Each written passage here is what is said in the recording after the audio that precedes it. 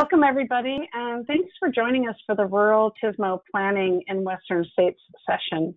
My name is Susie Sears. I'm a Transportation Operations Group Manager at DKS Associates, and I'm the moderator for today's session.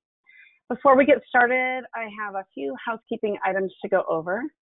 First of all, ITE would like to thank our champion sponsors, Gannett Fleming, Siemens, and TransSoft Solutions for their support of the conference, and Kimley Horn for sponsoring this week's sessions.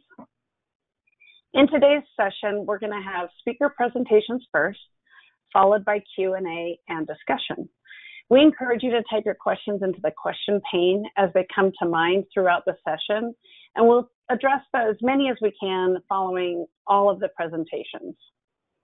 So we'll be tracking those for you.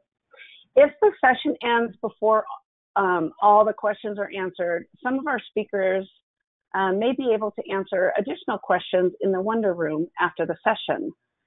To access Wonder, go to the conference platform where you selected this session and select Hallway Talk.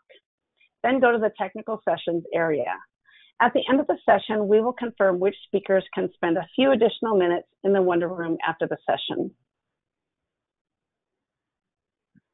All right. So your attendance at this session includes 1.5 PDH credits. The link for receiving the PDH credits is shared in the chat box, so be sure to save the link to access the post-session evaluations. The recording of this session will be available in the ITE Learning Hub within 48 hours for all meeting registrants. Now I would like to introduce our speakers. Dennis Mitchell, PE, Regional Director of Transportation Technology at DKS Associates. Next is Justin Belk, PE, Integrated Corridor Operations Engineer at Washington State Department of Transportation. He's sharing his presentation with Pam Vasudeva, who's the Acting Statewide TSMO Development Engineer at WashDOT. Pam is unable to join us today, so Justin and I will be available to answer any questions that you might have for Pam. Jeff Miles, PE, PTOE, is a transportation engineer at the Texas Department of Transportation. Jeff isn't here right now, but we're hoping he'll join us shortly.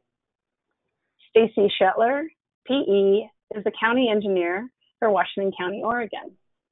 And David Hirsch, PE, PTOE, is the Region 4 Traffic Operations Engineer at the Oregon Department of Transportation. For more information on these speakers, their detailed bios are listed on the website under the session description. Okay, and these are pre-recorded sessions, so we're going to start with Dennis Mitchell from DKS Associates.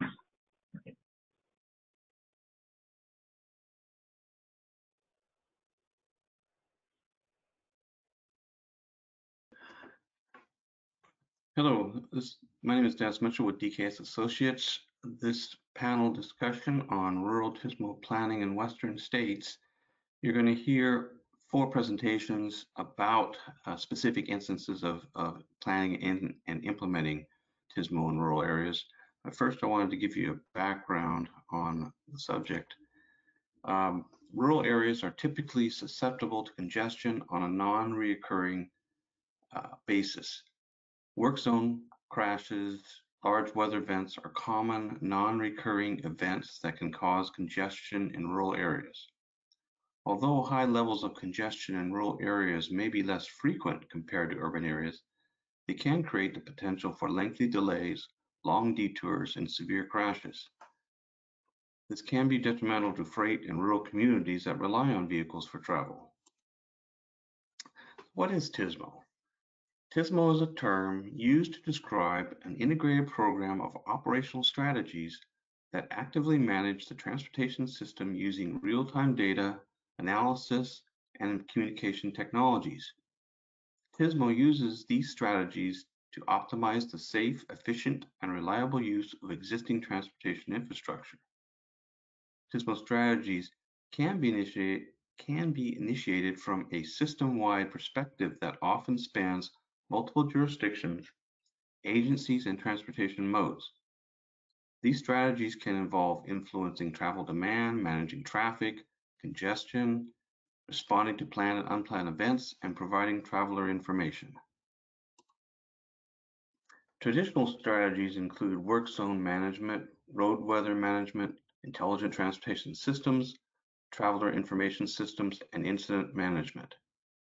Newer strategies such as integrated corridor management and active traffic management combine technologies such as traffic signal coordination, driverless vehicles, ITS, and more sophisticated data processing and analytics. A TSMO program can integrate all these strategies under one program to optimize the safety, efficiency, and reliability of the existing transportation system. The objective is to develop an innovative TSMO program to increase highway safety and reduce congestion simply by improving the day-to-day operations of the roads we've already built. TSMO allows us to get the most out of our investments by optimizing the use of our resources, personnel, equipment, and assets. It can reduce congestion from special events, work zones, and weather conditions. It can also provide travelers real-time information and manage demand in major seasonal destinations. The overall transportation needs are the same for both urban and rural, such as safety, reliability, traveler information, incident response, etc., but the magnitude of the impacts vary greatly. Crashes in rural areas tend to be more severe, associated with higher speeds. Response time is increased due to distance to get to the scene, long delays due to road closures or congestion. Detour routes are non-existent or many miles out of direction as compared to urban areas. Impacts to individuals are much greater than in urban areas. In rural areas, a higher percentage of travel is related to freight and tourism, where disruptions to those industries can have an economic impact. Most of the population lives in urban areas but rely on rural areas for agricultural and manufactured products. Rural transportation facilities provide a critical link into and between urban areas. Rural roads also provide the only link to some visitor destinations. So what are the benefits of TSMO in rural areas? So implementing TSMO in rural areas improves traveler safety and improved reliability. Example, reduced unexpected delays.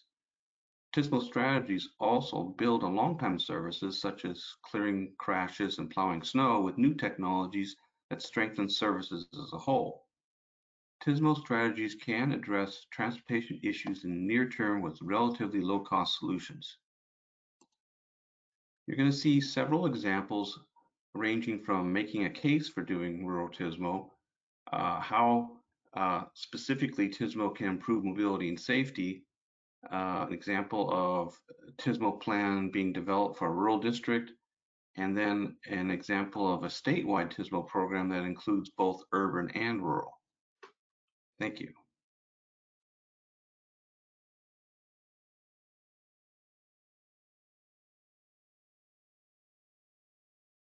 Thank you, Jenna.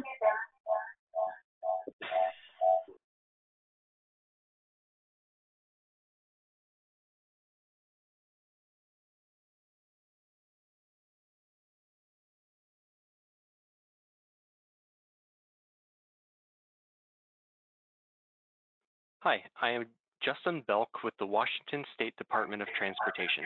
I work in the Traffic Operations Group at headquarters. We're happy to be here with the Rural TSMO Planning in Western States Roundtable. Also with me from Washington is Pam Vasudeva. She is the acting statewide TSMO development engineer. She'll be talking about our statewide TSMO program plan. But first, I will spend a few minutes describing some TSMO activities we've been doing in lieu of a statewide plan. First, I want to emphasize that Washington uses a broader definition of TSMO than most. It's not just ITS for operation's sake. Generally, it's any strategy we have to positively influence transportation demand and operate our system better. Some strategies include allowing discretionary funds for high-impact, low-cost enhancements. We participate in national information sharing to bring best practices home. Washington has a long history in performance management through the publication of our Gray Notebook.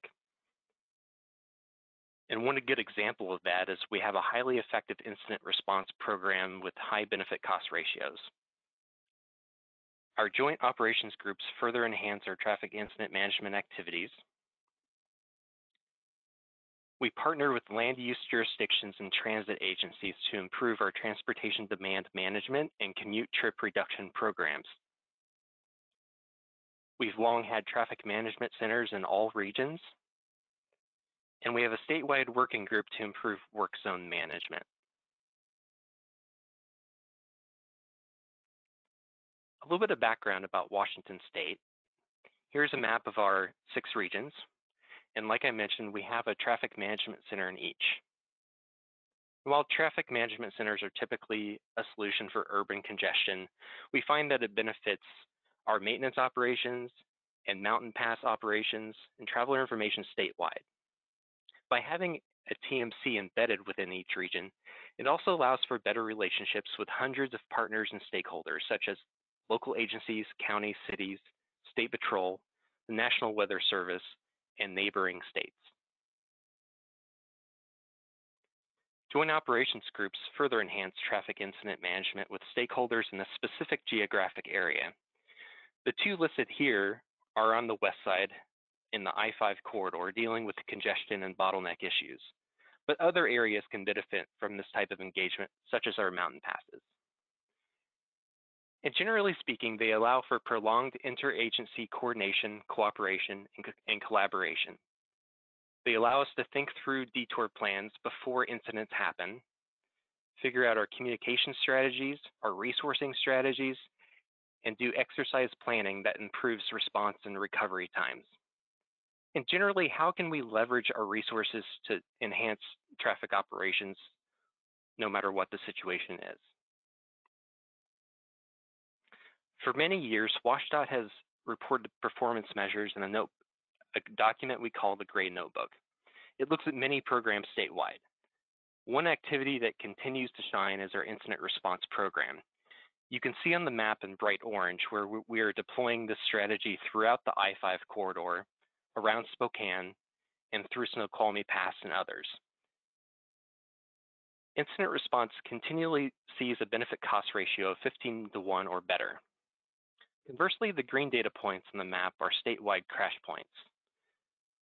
We're looking for new ways to incorporate data sets to help make the case for targeted investment of a high impact activities such as incident response.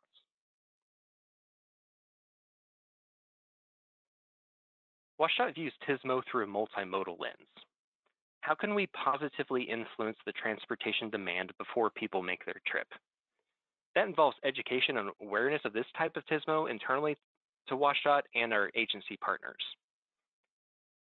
We're shifting our commute trip reduction program to include all trips. We're looking at best practices in complete streets and to enhance our safe and healthy streets programs. We're partnering with our transit agencies and land use jurisdictions to increase transit-oriented development to decrease the trip length in the first place. We're having discussions about broadband access in unserved areas.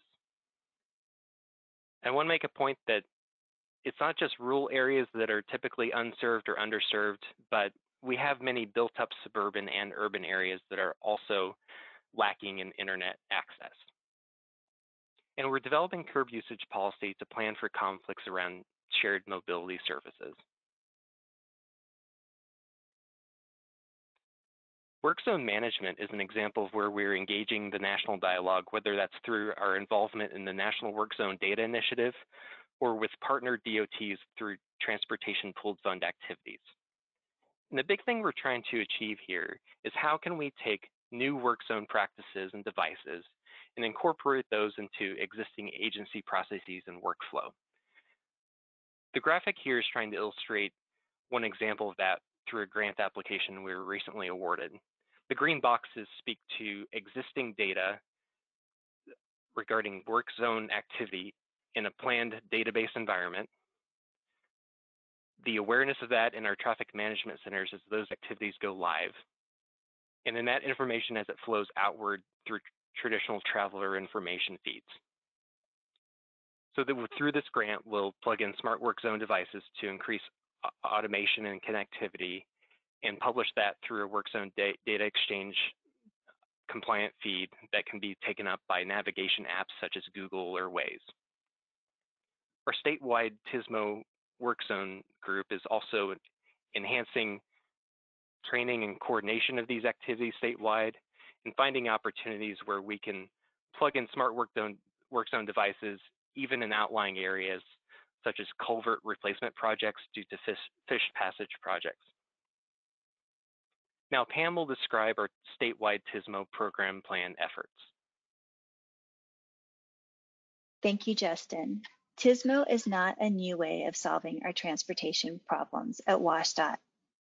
As Justin mentioned, WSDOT has a practice of incorporating low-cost solutions into the way we manage our existing assets. However, until now, we haven't had a formal process that uses TSMO strategies as the or part of the solution to our transportation challenges. Over the last year, we've built a council consisting of internal and external partners to identify what it means to shift WSDOT's culture to one that prioritizes TSMO strategies throughout the project lifecycle. Together, we worked on defining TSMO from a multimodal perspective across urban, suburban, and rural parts of the state.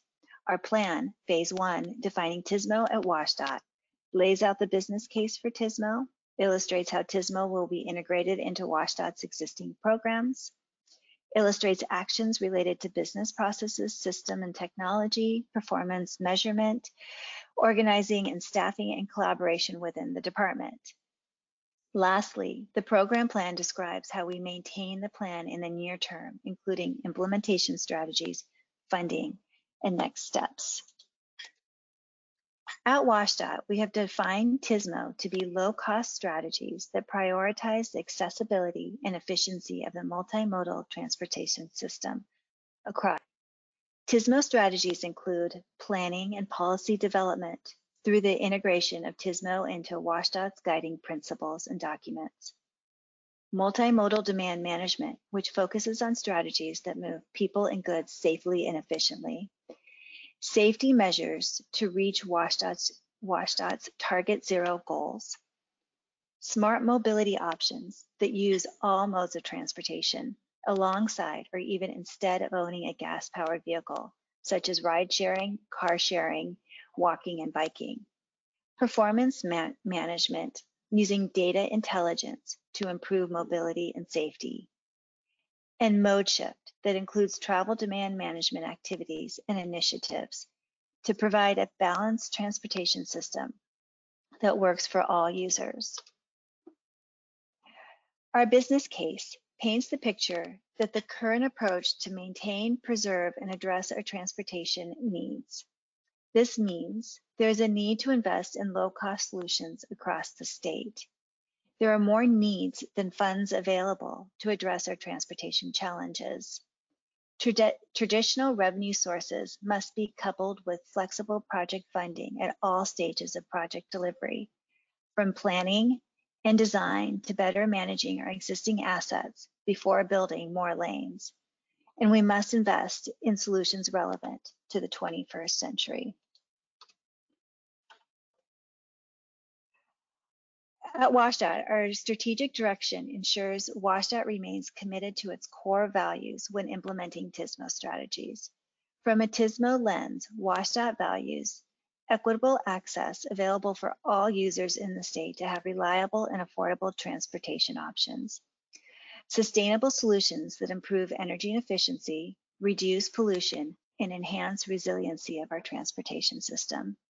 Solutions that keep people safe and help achieve our Target Zero goals.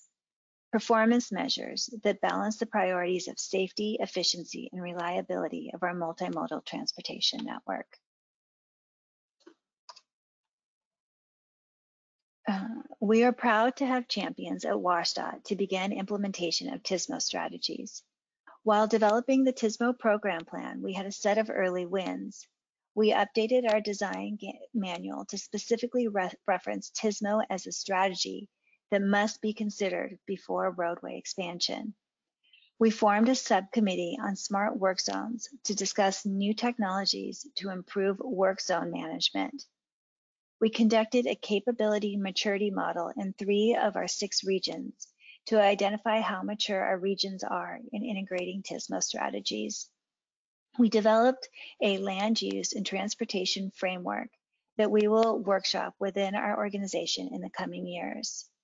We drafted an executive order that guides leadership to champion TSMO strategies to address our transportation needs. And we conducted benefit cost savings that summarize a few TSMO strategies performed in the state. With that, I would like to leave you with an example of a benefit cost summary of a TSMO strategy we implemented in Spokane, Washington, at the intersection of I-90 and US 195 interchange. This interchange had high crash rates due to short on-ramp merge from US 195 to I-90. Expansion on the on-ramp was not an option given the proximity to a nearby creek and existing bridges. WashDOT installed a ramp meter to address this high crash location in 2019 that meters vehicles entering the freeway. The improvements provided more gap time between vehicles merging onto the freeway, and as a result, reduced the likelihood of merging traffic collisions. The outcome was significant safety improvements with more reliable travel times throughout the interchange, and most importantly, a 63% reduction in all crashes and an 89% reduction in injury crashes. The next phase of work at WashDOT is to integrate TSMO into WashDOT practices.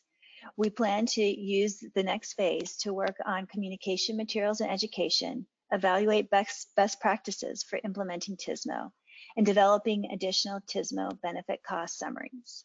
Thank you very much. With that, I look forward to taking any questions and answers.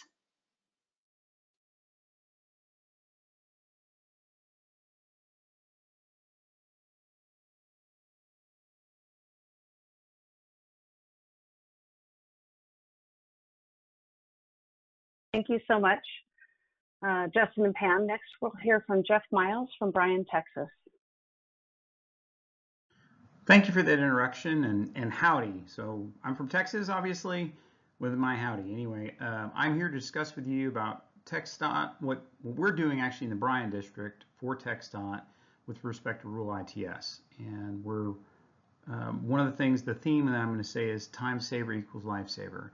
And I think we all in this session understand the value and that we can save time with the use of, let's say, dynamic message signs to alert the public to help them make better route choices, which if we can save time, we can reduce congestion, ultimately we can save lives. But actually I want us to focus on a different audience today. Today I'm going to focus on the audience of our staff, whether it be TxDOT agency staff or your agency staff, because one of the things is, you know, I think the public understands and sees the value out of it. Part of it also goes back to your own staff seeing the value and utilizing the value out of it. It's not just about letting them know, it's also about making their job more efficient and safer. So that's what I'm going to focus on today, and let the others focus on the technology and the other aspects. So as a background, again, Bryan District, we are kind of in the eastern region of Texas. You can see a snack dab in the middle of all those other districts. And the reason why I really show that is because I want you to think of like a square wheel. I see the Bryan District as kind of a hub. In this area, which you'll see in a second, this is approximately 66% of the state population is within this area, actually more than 66%. And so a lot of that traffic is pass-through traffic. You'll see right here we have freight corridor, we have obviously that overlaps with our state highways, our U.S. highways, our interstates. We've got hurricane evacuation routes. And then again, this is the population, right? You can see that roughly 29 million in Texas, and around that 29 million, we have over 20 million in this area. Waco's included in there. Waco's actually, I'd almost say like a sister to us, if you will. as in very similar. They have an urban condition. They have I-35, we have I-45. They have between DFW, Austin, and San Antonio type traffic. In our district, for the most part, it's probably Houston to Dallas and DFW. But we have pass through over to Austin and San Antonio as well, and then Waco. So what's the why? I'm talking about safety, and one of the things that's been a big push in Texas and all over the United States is to reduce fatalities. So November 7th, 2000 was the last time Texas roadways knew a day that didn't have a fatality on it. And so it's been over 2 decades, and the state we're trying to do a strong push that by 2035 we can reduce that by 50%, and by 2050 we can get it all the way down to 0. And we can talk about whether that's achievable or not, but whether it's achievable or not, it is the right goal, right, to reduce fatalities. So again, the focus to me is really more so on this picture though. So you see the traffic that's there, but you also see, this is a picture, oddly enough, I found on Google Maps, is of one of our signal crews out there, or 2 of them, I guess, out there working on a signal. You're like, well, hey, we were talking about TSMO. That's all dynamic message signs. No, it's including your signals. It's traffic management systems. Those are all part of that, right? If I can make this signal operate more efficiently, this throughput works better. And if there's an issue with this and it's impacting speeds, I can update my dynamic message board. So it really is, it's not one specific thing. There's several tools in the tool bag. So when looking at that, that's one of the things I want to do though, is focus on our staff that's going out and doing the maintenance. Talk about even designers that are designing the next generation of ITSB implemented to expand the TSMO strategy. And one of the things we do in our Monday morning safety calls is we talk about safety initiatives, safety things that are going on. But at the end of the day, they say win the day, right? Win the day, win the week, and get home safely to what? That's what the picture on the right is. It seems like an odd one, right? There's no roadways on the beach, no dynamic message board, right? No, it's about getting home. Well, in my case, they're just talking about family, right?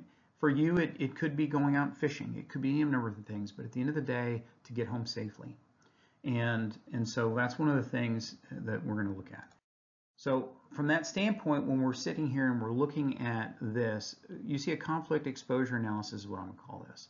And I think most people will relate to all 3 of these pictures, but we'll start with the ones where it's showing a physical conflict, right? We've got a normal 4-legged intersection. You see all these conflicts. Hey, if we go to a roundabout, then all of a sudden we reduce those. Well, it's the same thing with regard to that. Let's go back to the truck that we just saw with our staff. They're a new conflict point, right? If we can reduce the amount of times they become a conflict, we make it safer for the public. If we reduce the amount of times we have them as a conflict, it makes it safer for them. Now that's a physical conflict, but the other thing to think about is exposure. That's where I'm getting at. That's what the stopwatch is for, okay? I look at our guys, and I've been trying to get instilled in their minds, every time they go on the road, a stopwatch starts. They're not safe until they make it back to the office. And the longer they're out there, the more at risk they are, the more exposed they are. And we can even talk about back in the public, right? Mobilizing those bigger pieces of equipment can be an impediment to the traffic, but on top of that, even just driving there, it's another vehicle on the road. And so the more we can reduce their exposure, the better, which we'll get into a little bit more. So benefits, all right, that's really where I'm diving into this. So I'm going to go through a story here real quick, and one of the things I want to use as an example. We've been in the process of expanding our ITS, our remote access, and things like that. And we had just brought on a new staffer specifically that was going to focus on that. We had a signal trouble call come in from a small city about an hour and a half away. And long story short, our staff went there 3 times to resolve an issue. Well, really, they went there twice, but they had to go there a 3rd time because they didn't install the cellular modem that I requested them to install the 1st time. I want you to use that as the base to this story. So what I'm getting at is this. What had happened was we had a very expensive detector, not one you normally just sit in the back of a truck. In reference to it's highly specialized. And so our staff went down, they recognized that's what the problem was. They didn't have the component, they had to come back. Well, if they had taken the cellular modem like I asked them to, one, they would have gotten it connected and they would have cut out that 3rd trip. They didn't even take it the 2nd time.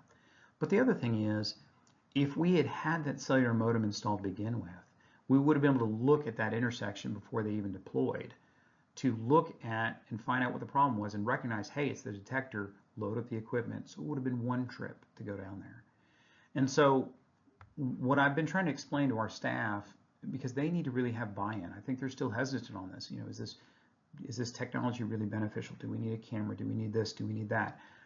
Getting them to understand the value out of, hey, if I can get you to go down, it's an hour and a half there, an hour and a half back. You went there 3 times. That's 9 hours. 9 hours you were exposed to the traffic just on the road before we talk about the amount of time you spent at the site trying to troubleshoot, resolve, and fix the problem. And so if I can reduce that, even by one call, it makes you safer. It makes the public safer. It's a win-win. And so let's just walk through this. So that's remote remediation. In this case, we wouldn't be able to remotely remediate anything. Typically what that's talking about is, hey, could I restart something? Let's say a signal went into flash type thing and do something like that. That is, and even then I speak for our district, we're hesitant on that. We'd rather have someone hands-on there at the location when trying to resolve an issue like that. But remote assessment is really how our district is really trying to assess it. If we had had remote access to that signal, we would have been able to remotely assess the detection was out. We would have known what the detector was without a question. We would have loaded it up and would have taken it down there. So, you know, that would have improved things from that standpoint. Remote monitoring. So I will tell you this exact same location. Again, it's pretty far away in our district, 10 counties. We don't get a chance to necessarily see everything. And so one of the problems and one of the things on top of that, often when a problem does occur, it's at a very specific time, right? And you can't necessarily replicate that time. I mean, who's gone to a mechanic? The mechanic says, well, I can't replicate your problem, right? So anyway, remote monitoring, right, having the remote access gives us that capability, whether it be looking on the roadway to find the congestion to figure out, hey, we need to adjust a ramp, versus in this case, hey, we had an instance where they were complaining about signal timing being off. And what it was, we found out 2 or 3 times in the year, certain sun angle was causing the detection to act out. We haven't been able to really resolve it, but we do know it's an isolated incident. It's a very specific time. We're still looking into it, but now we know what the problem is. It wasn't that the detector wasn't working. It wasn't that the controller wasn't working. And we didn't have to mobilize anybody to physically go there, hour and a half there, hour and a half back, and whatever time on the spot. The other thing is real-time traffic alerts. As a full disclosure, our district doesn't have a traffic management center, but we're trying to figure out how can we leverage that. Could we work with some of our bigger cities? Could we work with our metros and whatnot to do something with that? Or do we need to have one? I mentioned a hub. Maybe we do have a TMC because we are a hub. Improve our data analysis, and all those go over here to the other column in terms of reduce our response time, right? If we can reduce our response time, it helps the public with reduced congestion, reduced delays, reduced exposure to our own staff, right? That's reduced exposure down there, not only for them, but ourselves. Reduce our troubleshooting, right? Our time there to troubleshoot and anything else, repeat visits we mentioned. And one of the things I want to say is reduce maintenance work, right? So if we can better figure out what's going on when it's happening, we can reduce our maintenance work because we're not going out on many trouble calls. Now, I want to say part of this I mentioned was audience. I want you to understand your audience. I know I had one of our staff members come back to us and say, hey, look, if we really get all these reductions in maintenance, you're going to cut staff. It's like, no. We have so many assets in our district, I can't cut staff. If anything, I want to expand staff. And so understanding your audience and what their concerns are, getting them to understand it, get their buy-in. So anyway, improve public perception, that's a plus, that's another win. So anyway, so like I said, my focus on this from TSMO was to show the other side. Can we make the right argument to our own staff to get buy-in? Because I have it from the engineers all the way down to the technicians. What can we do to get their buy-in? Not just the public, I think the public, we have support. With that, I'd like to close with brief acknowledgements for TxDOT, in particular, Andrew Hollick, my director, Lance Simmons, the DE for the district, Mike Chacon from Safety Division. We also had help from our TSMO team, DKS with Renee Hurtado was our project manager, and then JM Engineering ICF. Here's my contact information. I know we're not taking questions now, but feel free to reach out to me. I look forward to answering some questions. Thank you.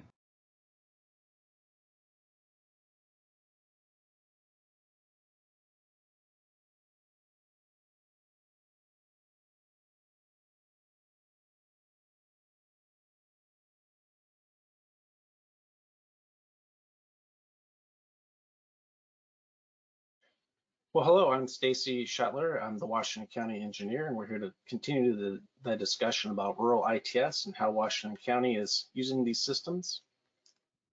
Washington County is the western county of the Portland metropolitan area, the Tri-County area. We've got a population of about 6,000 people, about 1,300 lane miles of roadway, about 50% of that is rural. And our ITS group is in the engineering section, but it's also responsible for planning, construction, and maintenance of ITS. So in the next 10 minutes, we're going to talk about a few of our systems, especially these use cases and some lessons learned as we go through here. As we've been talking about in this session, ITS is the application of technology for safety, not only the safety of the traveling public, but also the safety of the people working at the county. Mobility takes on a wrinkle in the rural areas because of the fewer out of direction options and less redundancy in the system. And then efficiency. How do we, as a road agency, deploy the right treatment at the right time? Because time's money, and we're all looking to be more efficient. I think the pandemic highlighted many of the shortcomings of providing e-government, and so we're all trying to do better. Rural has been part of our ITS planning because we understand that rural has different complications as in regards to communications and access to power. There's a lot of information that can be conveyed by a picture. If I'm a traveler and I look at the upper left-hand picture, maybe I decide to change my route, delay my trip. I'm looking at the picture of the lower, I guess that's the lower right. Maybe I delay my trip as well, or I throw my chains in, or I decide to make a different decision. As a road agency, we can also use this actual information to put into practice. How can we streamline our workflows to both benefit the safety and mobility of the traveling public as well as the safety of our work crews? The 4 use cases I'm going to cover today include the 4 listed here. These were a part of an ITS plan update in 2014 that were planned, designed, and constructed and integrated all together. In 2017, we scoped these projects, and these are all online and in use right now. The first case study is snow zones. These are at 9 locations. We've got some locations that were causing problems with cars getting stuck, and with fewer redundant routes, EMS was being diverted longer, taking more time to get to where they needed to go. Our road operations crew installed these static flip down signs, but it became apparent after the first winter that sending crews out on icy and snowy roads to climb up a ladder to then try and unfreeze the sign and flip it wasn't very efficient. It took about 4 hours to do that. In the interim, we installed a solar-powered flashing beacon that was wired to a switch down at the bottom of the post so that we could eliminate the ladder climbing, but still had to send people out to do that. Where we ended up with was a cloud-based system that integrated a camera so we could see the conditions, along with some road information sensors, battery backup, and then this cloud-based system that allowed us to turn those flashers on remotely using any web-enabled device. So saved our crews a lot of time, went from 4 hours to 5 minutes, and then the traveling public benefits from having real-time information that's accurate. The second case study is the floodgates, Burn Hill Road. The problem here, this road floods 3 or 4 times a year. Our road operations crews would send staff out to monitor over and over. Once the road flooded, then they would install these barricades to close the road. The part of the problem was that the traveling public would move those barricades thinking that the road was open because they couldn't see the flooding down at the other end. They would end up getting swept into the ditch or swept out into the field, required a water rescue from emergency personnel. Our solution was also a cloud-based system that integrated a water depth sensor where we could monitor the water level and then at predetermined levels, send text message or email to the on-call maintenance person, who then could also monitor the camera to go out and close the gates and turn the flasher on as well. These cameras are accessible to the public to provide traveler information and help them understand what the situation of the road is before they go. The next use case would be the weather stations. This was primarily implemented to help with winter snow plow and de-icing operations. The problem was we just would send crews out on a schedule based on a matrix of roads. Now we're able to monitor air temperature, road temperature, and friction levels. Also look at the cameras to then deploy our limited snow mitigation resources appropriately and more effectively. Another benefit of these cameras is that we can put them on traveler information websites so that commuters can have be more informed before they make their trip. They can prepare better or make a different mode choice. The last case study I'm going to cover is a curve warning on Shoals Ferry Road. This road connects two urban areas, and this westbound traffic goes at a pretty high rate of speed and under dry conditions. A lot of times when the condition degrades, we get these high speed, high impact crashes as shown below. What we did was integrate a friction sensor from the weather stations that then could turn on these flashing beacons, and then also change the threshold for which the speed message slow down was turned on based on the conditions of the roadway. So the case studies were really adapted technology from our School 20 beacon program. So this program, we retrofitted 150 school beacons. It gave us access through a cloud-based system to schedule, to turn the flashers on and off, to monitor the battery, and gave us reporting capabilities so the systems could tell us when they're having problems. And so really a lot of these were just outgrowths of it. The beacons for the snow zone signs, turning on flashers, we can do that. Integrating sensors from weather stations into the curve warning, we're able to do that as well. The nice thing was we had a platform to start integrating these new technologies. So the snow zone signs, they're able to be put into glance as well. Road closure, weather stations, etc. The nice thing about the cloud-based system as well is that we're able to then send that information to traveler information sites like TripCheck, which is ODOT's traveler information system. So we didn't have to reinvent the wheel on many of these deployments. So let's say you wanted to see what was going on with the flood warning system in Forest Grove, you could go down to TripCheck and view the cameras and information down there. So a lot of planning went into these systems. It started off with our ITS plan, working with our operations and maintenance division, finding out where their trouble spots were, where they could use better information. We rolled into systems engineering and concept of operation, where we really dug down into the details of the current process, documented our current process, found ways to streamline our processes. We took the time to innovate and question kind of every step along the way.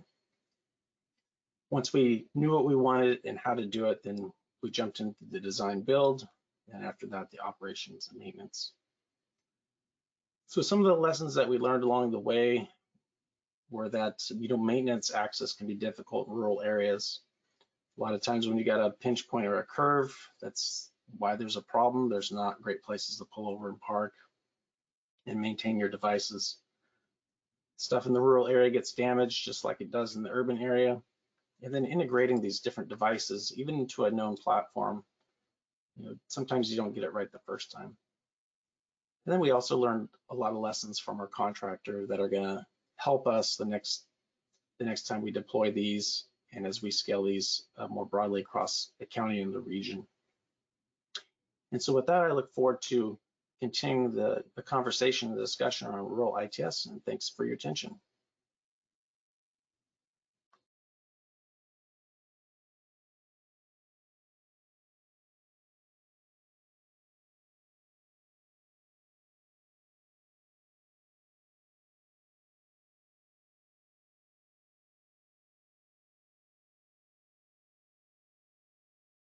Hi, my name is Dave Hirsch, and I'm the ODOT Region 4 Traffic Operations Engineer based out of Bend, Oregon. And today I'm going to be talking about making the case for rural TSMO, or Transportation Systems Management and Operations. Today we'll be talking about why is TSMO important in rural areas, and we'll address a few items. We'll next talk about how do you make this topic resonate, and we'll have some more topics that we'll discuss, and then we'll end it with how do you fund and implement TSMO when resources are so scarce? So why? Safety and traveler information. Reliability and conditions of the roadway are two of the main metrics that are utilized to evaluate rural highway systems. The more information we can collect as far as what the conditions are like, how long it's taking people to get anywhere, helps all users maintain a safe system, because you can avoid situations such as a huge snowfall area or landslide area, etc. And we can convey that information through a number of different metrics. The next part of the why question is incident and emergency management. The picture on the left is a rural TMC located in Bend, Oregon, and it serves both regions 4 and 5, which is the entire eastern side of Oregon. The more information they can collect from devices out in the field, the better that they can convey that to people that are responding to the incidents, and help inform the public on situations that may be problematic to them. Another part of the why is that there's an opportunity for multi-purpose solutions. I like to show this picture. It's of a variable speed limit system in Eastern Oregon, and it conveys speed limit information that is enforceable. It conveys roadway condition information. There are some radar sensors that collect traffic volumes and speed data. There's some other weather sensors, and all of that can be utilized by users who find that information important, be it law enforcement, be it people who look at traffic volumes on the system, or people that are tracking weather patterns. So how do you make this resonate? In Central Oregon, we found that speaking about case studies is the best way to communicate with rural stakeholders. On the right, you'll see a breakdown of what's called Trip Check. This is an ODOT system that conveys information. You can connect with traffic cameras on the state highway system. You can get incident alerts. There's speed information, and there's also traveler information. Trip Check became very important to the agency in 2020 when the tragic Oregon wildfires were taking place. This next slide is the use of Trip Check. And what this slide is conveying is that people are utilizing Trip Check. What this graph indicates is 2 one-week periods, one in 2019 and one in 2020 at the beginning part of September. And you can see that in 2020, when the wildfires took place, the amount of people that utilized Trip Check jumped tremendously. Again, Trip Check connects with cameras, weather sensors, etc. So the more devices that we have out in the field, the better we can convey this information on Trip Check.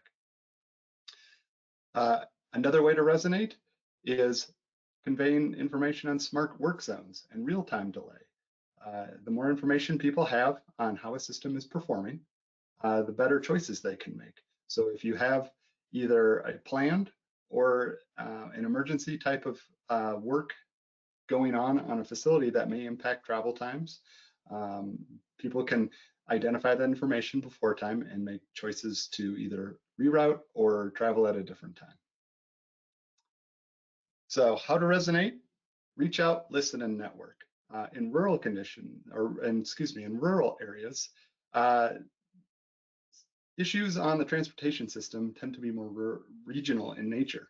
However, there can be spot locations that can experience inclement weather, traffic patterns that are unusual to traditional urban type settings. You can identify, so by reaching out, listening, and networking with the folks who maintain and operate in the system, you can identify spot locations where icy conditions may happen, or spot locations where Trucks tend to park on the side of the road because it's a good spot to refill, rest, and then move on along their path. Or find other situations where a state park may not have a lot of information and people tend to get lost on their way to it, and having more information on how to get to that facility would be beneficial to the entire system. How to resonate continued for the reach out, listen, and network. In Oregon, we have what's called traffic incident management teams, or TIM. And what these teams are made up of are incident responders, tow truck drivers, ODOT, other agencies that all may respond to various incidents or emergencies on the highway system. It's a great opportunity for sharing lessons learned, to get a better understanding of what folks are seeing out in the roadway, to learn about new technologies, etc.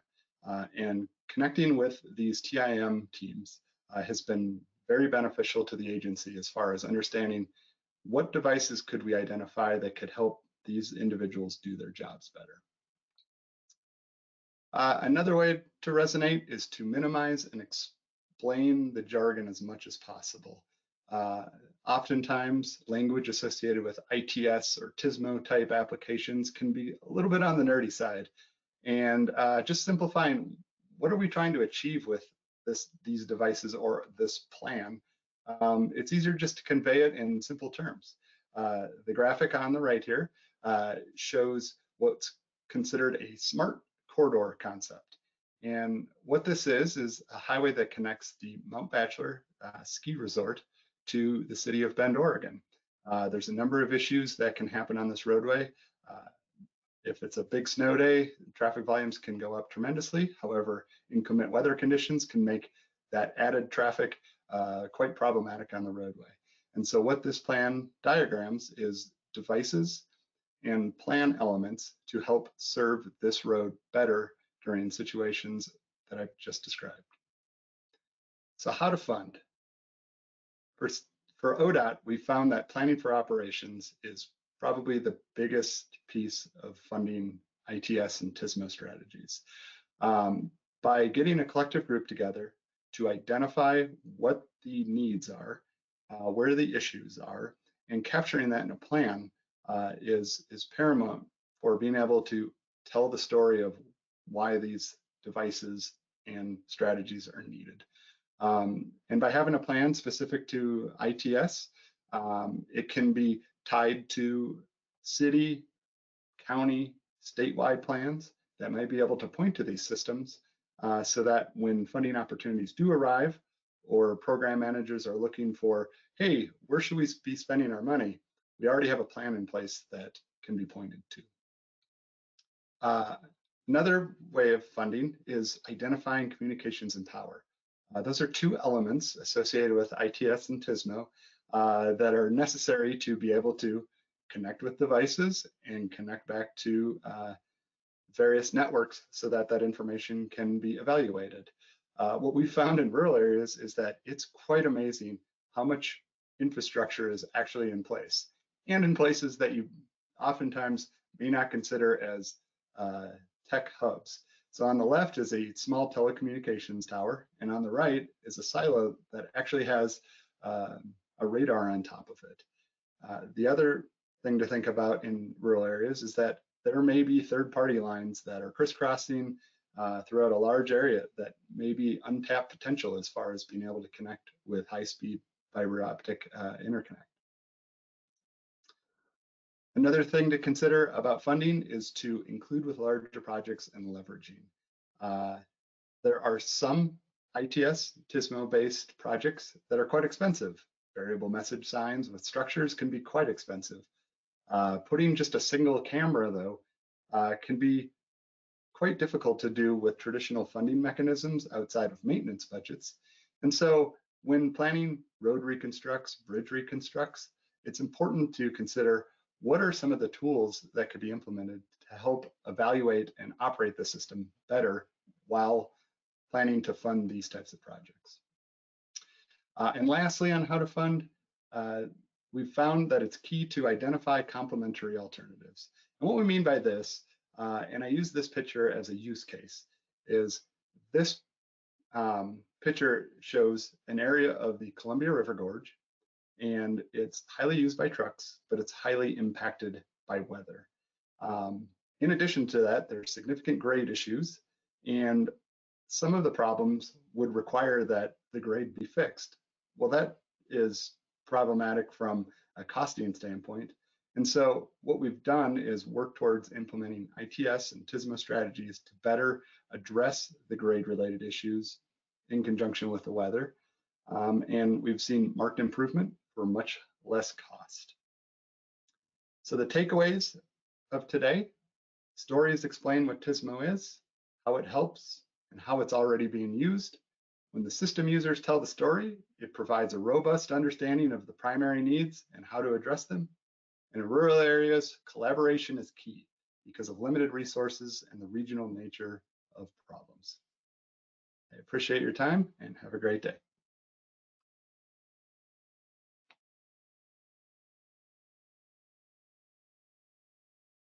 Great.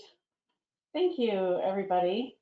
I'm just going to do a sound check and ask one of my panelists if they can tell me that they can hear me okay. Thumbs up. Thank you, Stacy. Great. Well, that was super exciting. It was the first time I've gotten to see your presentations, so I learned a lot from all of you. I've got a question. We're entering into the Q&A session of this. We've gotten a few questions through the chat. And please, for those who are attending, please feel free to add more. So I'm going to start with a question to each of you. It's the same question, but we'll go around the room. We'll start with Justin, then Jeff, then Stacy, then Dave. And here's the question.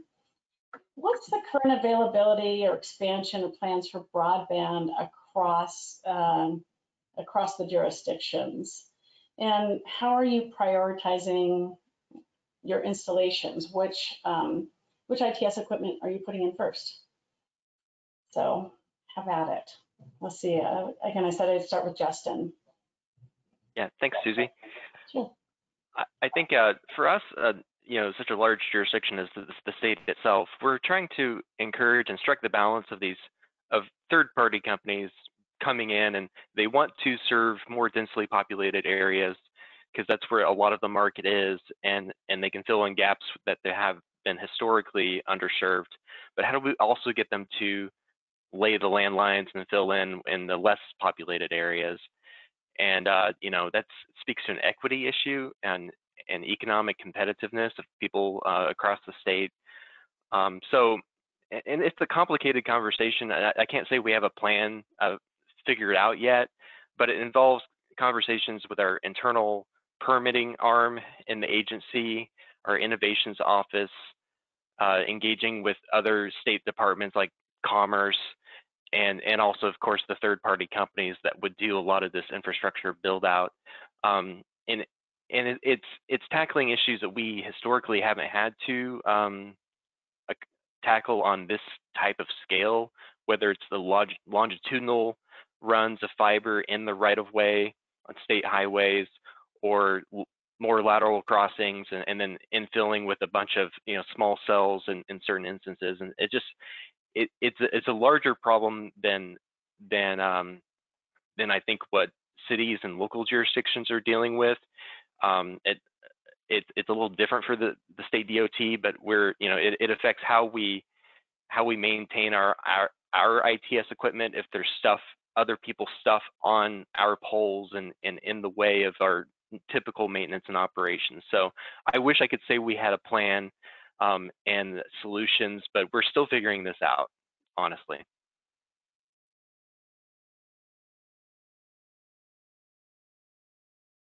Thank you so much. Let's see. Let's go back to, I just said that was Jeff. You want to take a shot at that question too? Let us know how Texas is doing that. So in Texas, this is, I think we're in a similar situation from the standpoint, it's in flux. We're trying to figure out what needs to be done. There have been some recent discussions. I know our governor has mentioned a broadband initiative. I haven't actually looked into it because it's not necessarily focused. Really, I believe, and I actually kind of hope that the DOT itself isn't necessarily behind the broadband deployment. I think we've got enough private industry. I think it makes the most sense. Case in point, let's go to fiber. In our district, we've got a short segment of fiber in our district. It's been where there is a push at the state level for the DOT, the different districts, to deploy more fiber. Well, I went and repaired my fiber, and it was about $1 million. And it was very expensive to do. And a lot of what we need to do in our district can be done over cellular. And so we're actually pushing more cellular than we are fiber for our district needs, not necessarily, I think the public, which is part of what you're getting at. And so, which I still think goes back to really getting the partnership with industry, whether it's Verizon or AT&T or the other different telecoms that are out there. And so, but I know that the state itself is trying to, I guess, facilitate the expansion of that. Exactly how they're going to do it, I'm not quite sure. I know we're looking at trying to help with some funding, kind of like what happens with the expansion of the use of wind turbines in the state of Texas, or to bolster our electric grid. And so I think they're going to do the same thing with that. There was a discussion at one point at state level allowing broadband partnership where they would be allowed to deploy some of their assets on TxDOT assets. I don't know that that's going to happen. For some of the reasons that I think Justin had kind of mentioned, how does that impact maintenance? How does it impact this? If the asset gets knocked down, what takes priority? How do we secure it? How do we restore it? So I don't know that that's going to move forward, but I'd say the state right now, what they're looking at is to try and put financial incentives in place to convince industry to do it. And as a case in point, I will say too, there's a I think, I don't know what it's called, the Council of Governments in our district actually that's servicing, I think, 9 counties. They did a fiber deployment with the intent that once it gets into the cities, then they would do some broadband. I don't know that they're having much success. I mean, getting it out there is one thing, but you still have to ultimately get people that want to pay into the system to pay for the maintenance and everything like that.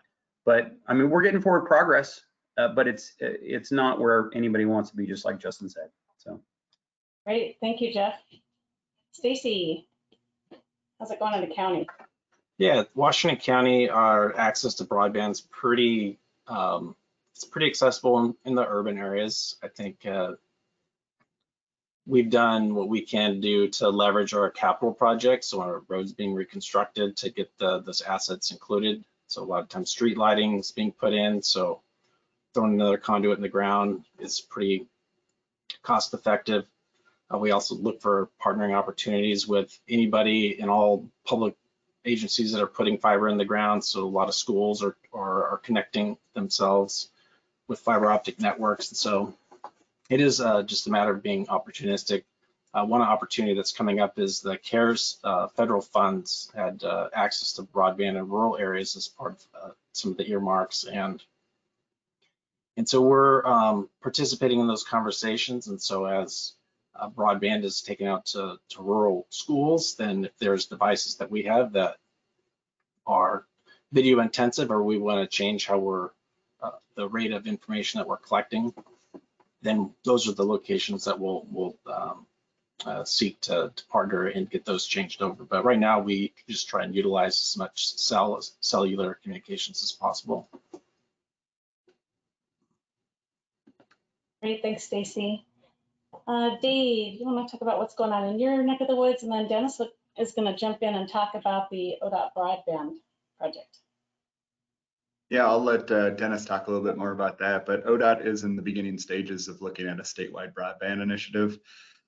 So hopefully what we get from that is kind of some strategy on some of the elements that everybody else has talked about. Yeah, we're just trying to be as opportunistic as possible. The way the laws are set up in Oregon, working with third-party systems is not as straightforward as you would like it to be. It's not considered a public utility, so we've got some challenges around that. But we're trying to plan for operations. We're just finalizing a plan in the most rural part of our region, and we don't at ODOT have any other rural plans like this. And at first we were questioned, it's like, well, why would you want to look at an ITS plan in a really rural area? And it's like, because there's a lot of opportunity there. And it really just helps identify where the problem areas are, and where, smaller dollar type projects could be implemented. We're trying to be creative, like everybody talked about. We're looking at development dollars. We have developers that are coming into areas, and while a solution may be to put in an interchange or a roundabout or a traffic signal, that might not be cost effective to a smaller type developer, but perhaps they could put in some communications equipment that we could tie into our system, and we can point to plans to help implement that. So. Great, thanks, Dave. Dennis, can you talk a little bit about that broadband program at ODOT? Yeah, so the Oregon Department of Transportation just awarded a contract for a consultant to help them develop a broadband strategy.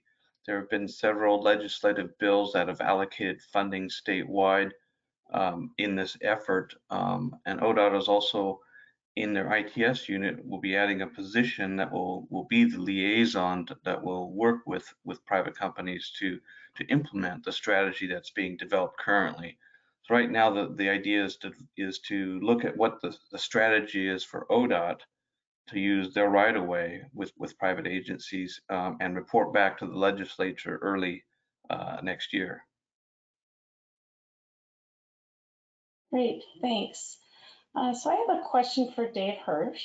When you're leveraging ITS and operations devices into larger projects, how do you prevent those items from being cut during the value engineering and project cost cutting?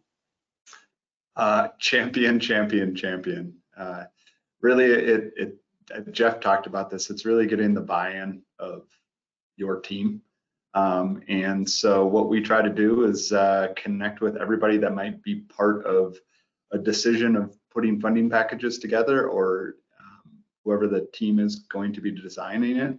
And we just kind of convey over and over again the value of it and why those elements are in the plan. We have had issues in the past where, we were putting just conduit in the ground for future fiber optic cable, and it gets cut because why are we doing that?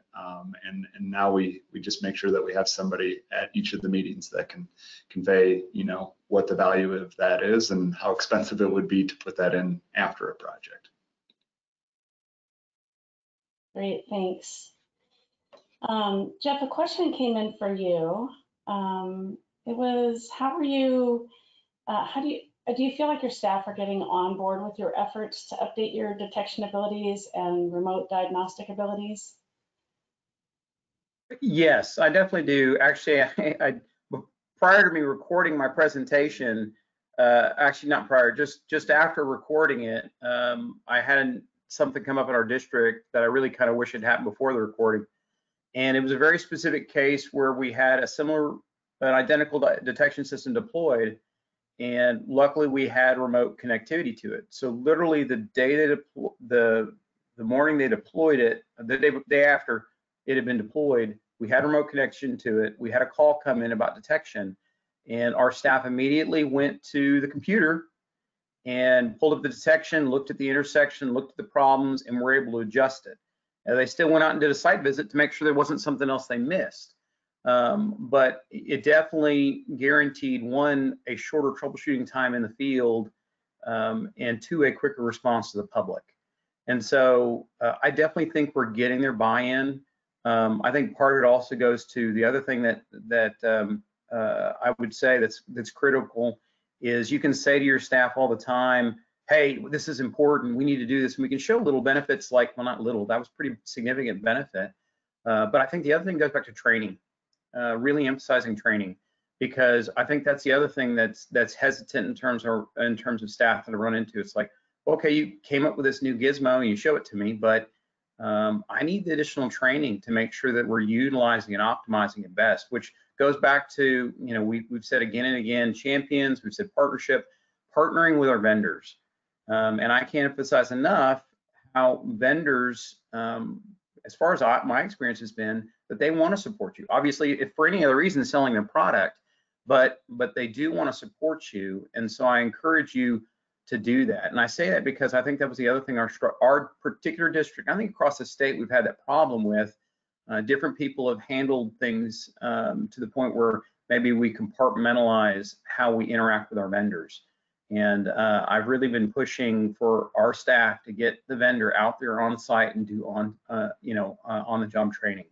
So, and then, with remote connectivity, that's just one more thing. Now we can actually get them online. Nobody has to go to the field, and everybody benefits in terms of safety. So. Great. Justin, can you talk a little bit about integrating TSMO into scoping? Yeah, and this kind of comes back around to what Dave was mentioning about always having to be the champion to get ITS and operations into the scoping of projects. And so it's something we've tried to overcome at WashDOT as well. And Pam hit on this a little bit in the talking about the program plan, but one thing that by engaging cross-cutting TSMO council in the development of this plan, one of our early wins was getting TSMO incorporated into the design manual, and that way it can be a part of the earlier conversations and actually be incorporated when it wasn't necessarily going to be a part of a specific type of project, but it will be considered more often and institutionalized in that way. So that way, yeah, TSMO and operations and ITS, the opportunistic stuff that we had to champion earlier, now just part of the process needs to be considered during the basis of design and scoping. Great, thanks, Justin. And are you able to talk a little bit about the return on investment studies, Justin, or shall I mention that? Yeah, and feel free to fill in what I miss here, but another early effort in the TSMO program plan is these return on investment studies, these benefit costs or just high level looks at the benefits of some early TSMO strategies that will help then make the case for these types of strategies no matter what the funding flavor is. And so if there's a safety project that traditionally needed a certain type of justification, hopefully these types of return on investment case studies and ones in the future that we'll expand on will help make the case that these things get scoped early as a part of a wide range of project types. Great, thank you. So we have a question regarding the Oregon DOT. So I'll start with Dave and then Dennis, if you want to fill in. How does ODOT and Oregon agencies, well, I guess Stacy too, work with suppliers to test new and emerging technologies and allowing for an open competitive market with solutions that best fit their needs? So let's start with Dave and then Stacy, and Dennis, I'll let you. So like a lot of agencies, we have approved product lists, but engineers and other staff and technicians, et cetera, are able to try things whenever you want to. How that gets paid for, sometimes vendors are like, here, I'll let you try a tool for a while. The way I approach these things is I'm always interested in learning about something that's new. I'm not immediately going to commit to funding for it, but what I will do is take a detailed look at how it's performing and report back to our central services folks who end up developing those qualified product type lists. And then from there, the relationships can grow between the vendors. And so, we found that approach has been pretty good in the sense that we haven't gotten a lot of negative feedback like, hey, you're not reaching out to us at all. So. Great, thank you. How about you, Stacy? Yeah, just to add on to what David said, we at the county, we try a lot of products. We try and work with vendors to put products in a location or situations that can help prove out their products or frankly refine their products. There's a lot of that goes on, the iterative process, and then working with ODOT once we feel that the products have proven themselves to help them get through the QPL the qualified products list process through ODOT. And when they have case studies or they have the ability to test it somewhere, then that helps them to jump through those hoops. Great, thanks. Go ahead, Dennis.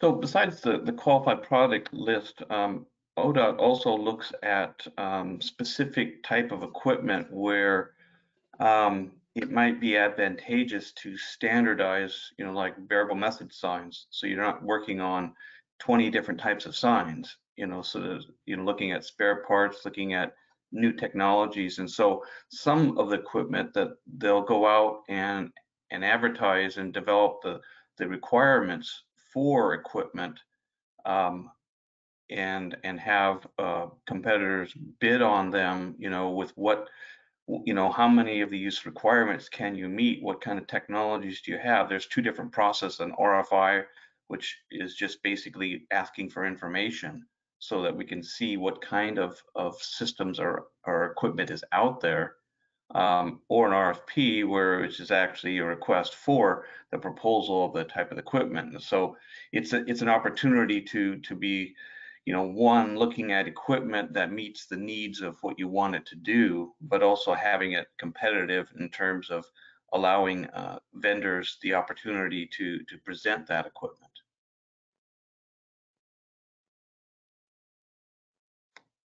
Great, thank you so much. Audience, I'd encourage you to ask any other questions that you have. I think we've gone through the ones that have come in through the chat box. I have a question about the sort of the changing nature of TSMO and ITS. And this has to do with, Justin talked about it a little bit with WashDOT, and Dave a little bit with ODOT, and just trying to get those messages to people who will be funding it. It looks to me like there's probably different messaging approaches we need, like different things are going to resonate with different audiences. And so I think what I'd like to do is ask each of you to talk about maybe your most difficult audience and what you think you would recommend or suggest, or what your approach might be. So I know I'm kind of springing that on you, but I also think that you guys think about this a lot. So I think I'll start with Dave, since you were just speaking a minute ago. All right, at least one time to prepare. Challenging audiences to me are the ones that have the least amount of time. So that would be our uppermost level management, those that may be engaging with the state legislature, things of those communications of those natures. And for me, it's having, essentially one pagers ready to go for any scenario that you could potentially be wanting to discuss or engage with. So if it's going to be, talking about the value of devices on our trip check system, it's having a one pager for that. If it's using a third-party system to evaluate travel time on a corridor, it's just having that information available. It's that, the elevator pitch, 3 minutes, and what can you convey with that? Great, thank you. Justin.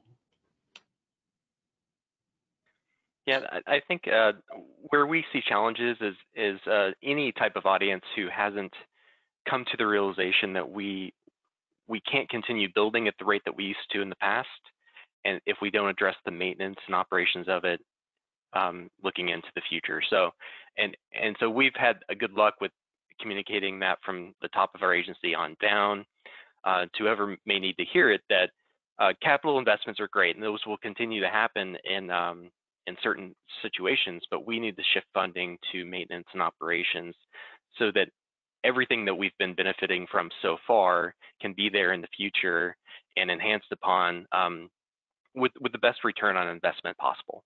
And so it's not always adding new lanes, it's looking at how we can address all of these safety and mobility issues from a life cycle perspective to provide the most that we can as an agency. Great, thanks, Justin. I'll do Jeff and then Stacy. So I think what David said was pretty spot on with, people with a limited amount of time, trying to get them to convince them. Part of it goes back to them getting, ultimately, are they going to be able to let loose the funds or convince others to, typically they're probably going to be the person that's going to try and do a partnership with another agency, for instance. I know our metros, more so than what I've interacted with in our district, has, partnerships with cities and this, that, or the other. We've got a couple of cities that are big enough to where we could be doing some partnership to push TSMO related initiatives as well as other improvements.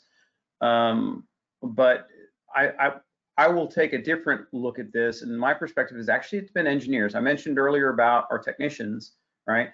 But engineers in our design office, right? The concept is, hey, if I built the road right, you shouldn't need these assets. And so while I agree with that point, I think it's been put in our manuals and different documentation. There's even a memo out in reference to a requirement for it to be considered on all new projects, new construction. But also with us being an urban district with a lot of rural components, when you're sitting here, you're looking at it, and you can almost stand in the middle of the city on the highway and look both directions and not see anything urban. And you're like, well, why would I put a sign here? Why would I put a camera here? What's the point?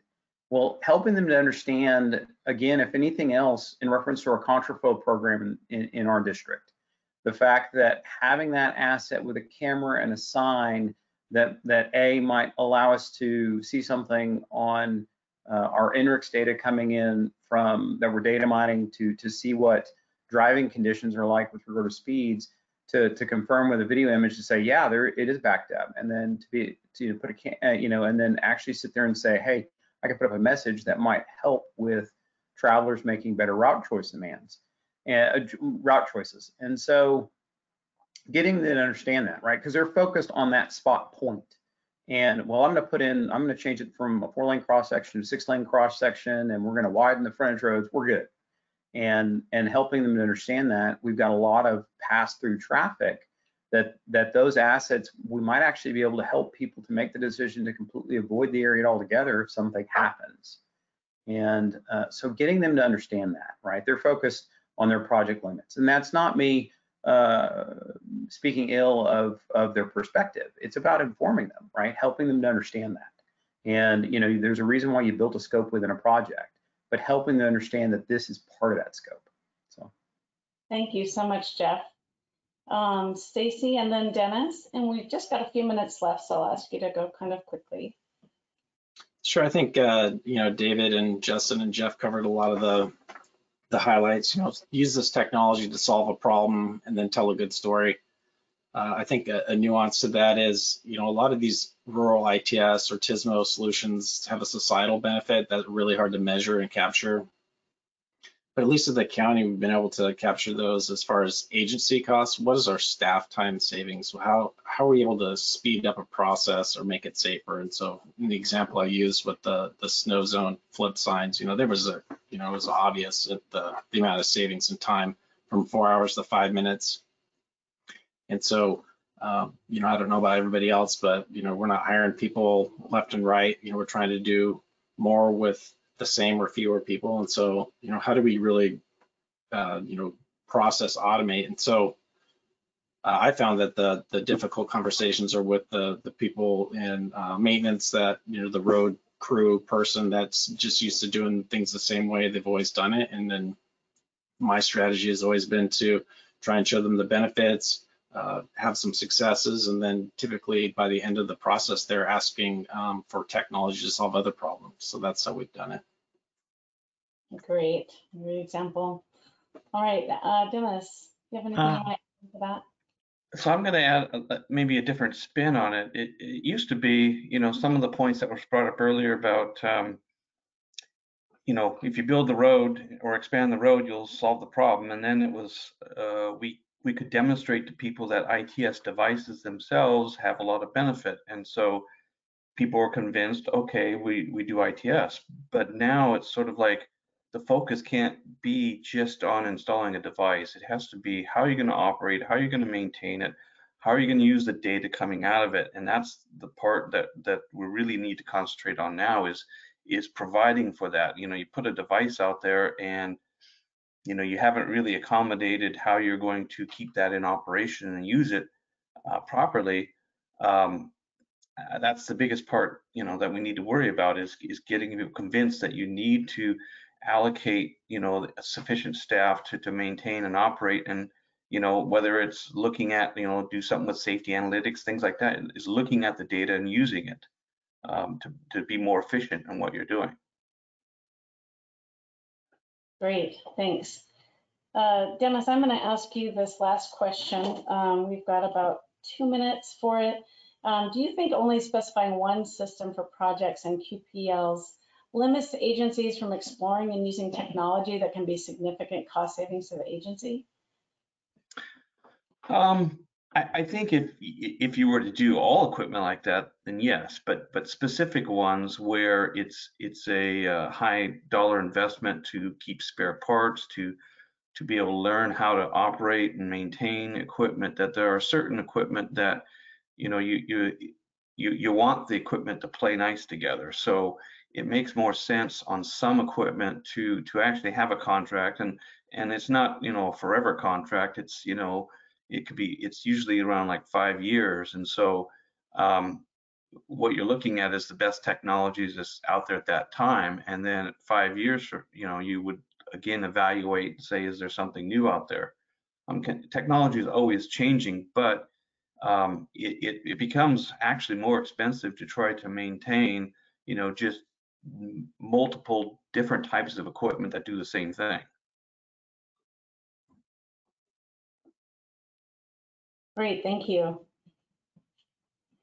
All right, well, we are right at the end of the presentation time. I wanted to check in and thank you. Please do log in to the ITE Learning Hub evaluation link for this session so that you can get it's in the question pod for the attendees, so that you are able to get your PDH credits. And let's see, I think, Doug, it looks like you added in the, I guess that must be for the PDH in the chat. Great. Yes, that is. Okay, great. And we've gone through all the questions that have shown up. So if folks, we will have a couple people in the Wonder Room for a few minutes. And so I'll just remind you how to do that again. You're going to go to the conference platform where you selected this session, and you're going to select Hallway Talk, and then you're going to go to the Technical Sessions area. And I just want to thank all of our panelists for joining us today. I know a lot of work and thought went into these presentations, and trying to provide a good variety of information for people attending. So I really appreciate it. And I appreciate everybody who's taken time to join us. And I really appreciate ITE for helping put this together and help this run smoothly for us. There's a lot of work going on behind the scenes here that is keeping us all connected. So thank you so much, and enjoy your afternoon.